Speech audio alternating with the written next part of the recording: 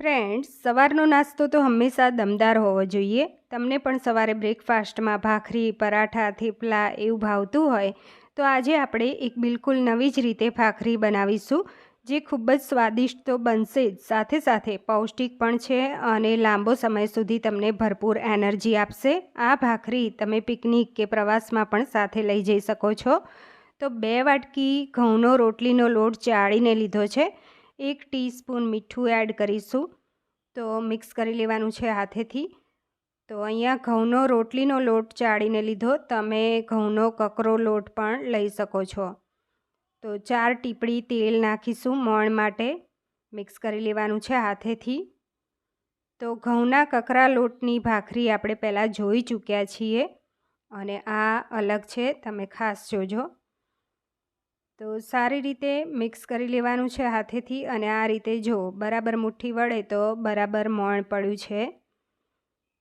હવે થોડું થોડું પાણી એડ કરી અને કઠણ એવો લોટ બાંધવાનો છે. તો ભાખરીનો લોટ હંમેશા કઠણ રાખવો. તો પહેલેથી પાણી વધારે ના પડી જાય, ધ્યાન રાખજો. થોડું થોડું એડ કરી અને કઠણ લોટ બાંધી લેવાનો. તો આમાં પાણી પણ વધારે નહીં જોઈએ. તો લોટ અહીંયા કઠણ એવો બંધાઈ ગયો છે. જો આ રીતનો રહેશે. તો અહીંયા પાણી પણ એકદમ ઓછું યુઝ થયું છે 1 ગ્લાસમાં. જુઓ, હવે ઢાંકી અને 10 મિનિટ રેસ્ટ આપ્યો હતો. તો 10 મિનિટ પછી આ રીતે લોટને મસળી લેવાનો અને પછી મોટું લુયું કરીશું. તો ભાખરી જેટલી સાઈઝની તમારે બનાવવી હોય એટલા લુયા નાની સાઈઝ, મોટી સાઈઝ કરી શકો છો. તો મોટું લુયું કર્યા પછી એને પાટલી ઉપર રાખી અને વણી લઈશું. ભાખરી જાડી હોય છે રોટલી કરતાં, તો મીડિયમ એવી જાડી રાખવાની. તો અહીંયા હું મોટી સાઈઝની ભાખરી બનાવી રહી છું. જુઓ, હવે કોઈ પણ તમારી પાસે ઢાંકણ હોય ડબ્બાનું કે કોઈ પણ વસ્તુનું, તો કાના વગરનું ઢાંકણ લઈ અને એક સરખી ભાખરી બને એના માટે ઉપર આ રીતે પ્રેસ કરી અને સાઈડનો એક્સ્ટ્રા લોટ છે એ કાઢી અને બીજા લોટમાં એડજસ્ટ કરી લેવાનો. તો અહીંયા એક સરખી આ રીતે બધી જ ભાખરી બનાવી લેવી. સાઈડમાં તવો ગરમ કરવા મૂકી દીધો. તવો ગરમ થાય એટલે ગેસની ફ્લેમ સ્લો કરી દેવાની અને ભાખરી મૂકી અને થોડીક ડિઝાઇન આવે પછી એને પલટાવી દઈશું. તો હવે પલટાવી અને બીજી સાઈડ પણ થોડી ડિઝાઇન આવવા દેવાની છે. તો ભાખરી શેકવી એ પણ એક કળા છે. જુઓ, અહીંયા બીજી સાઈડ પલટાવ્યા પછી ડટ્ટાથી આ રીતે સાઈડમાં એને દબાવતા જશો તો ભાખરી સોફ્ટ બનશે.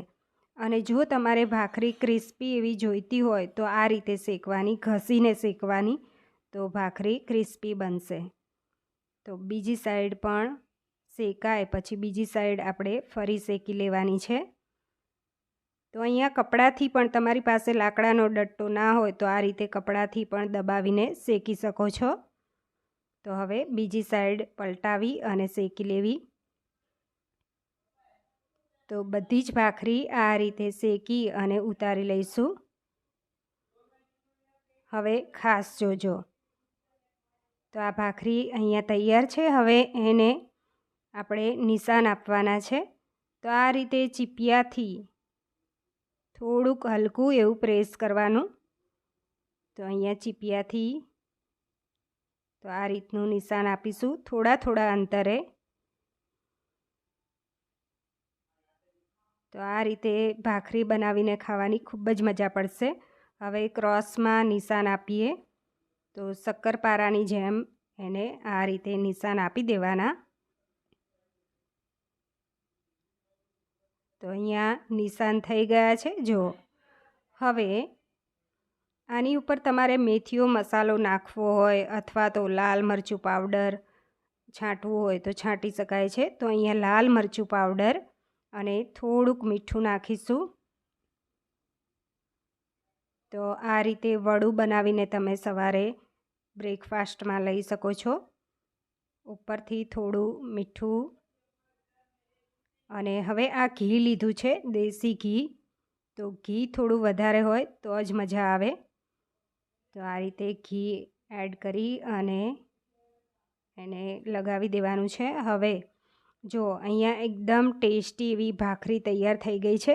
અને તમે ચાય સાથે, કોફી સાથે એમને પણ ખાવાની મજા પડી જાય એવી ભાખરી તૈયાર છે. લાઇક, શેર, સબસ્ક્રાઈબ જરૂર કરજો.